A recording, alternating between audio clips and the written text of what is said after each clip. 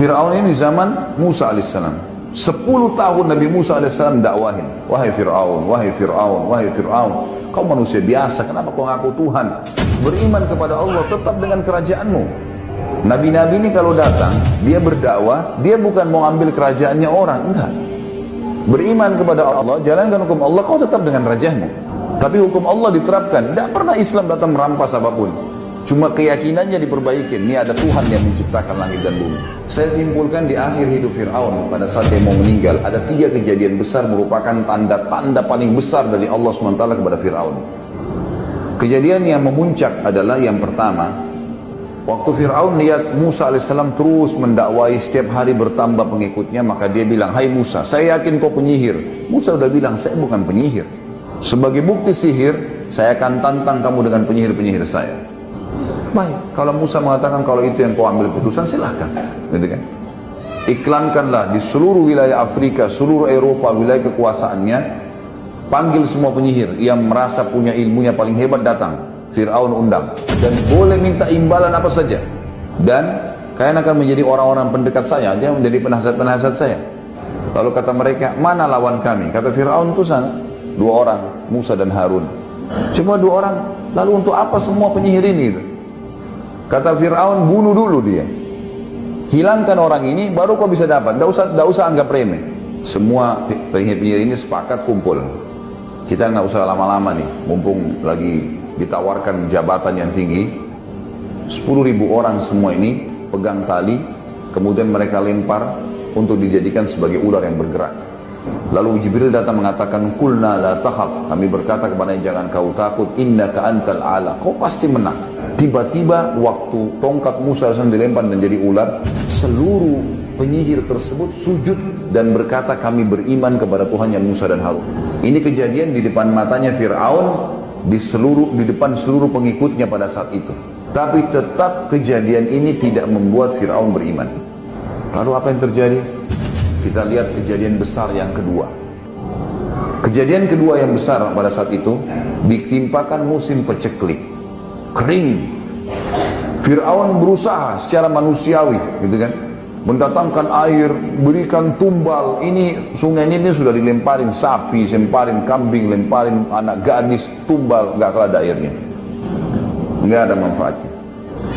Terakhir ada 1 orang penasihatnya bilang, begini Fir'aun, ada 1 yang belum anda lakukan, tinggal 1 ini, nggak ada lagi sudah. Fir'aun dengan semangat, apa itu? Anda belum minta kepada Tuhannya Musa. Maka dengan semangat dia mengatakan, baiklah, panggil Musa.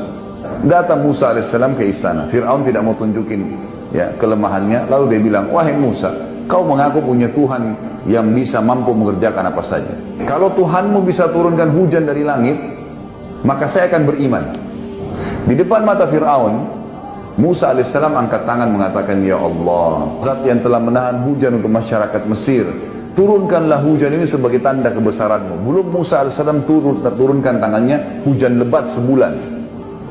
Begitu sudah subur semua, kata Fir'aun apa? Sudah sekarang saatnya hujan turun. Tidak juga mau beriman, padahal Musa tidak minta kerajaannya. Musa bukan datang mau merebut kerajaannya nih. Didakwahin baik-baik, cuma beriman, kamu tetap dengan kerajaanmu, silahkan dengan kekayaanmu, dengan pakaian mewahmu, silahkan. Tapi hukum Allah berlaku. Tidak mau. Ternyata dengan kejadian tersebut banyak orang beriman kepada Musa alaihissalam, beriman kepada Allah.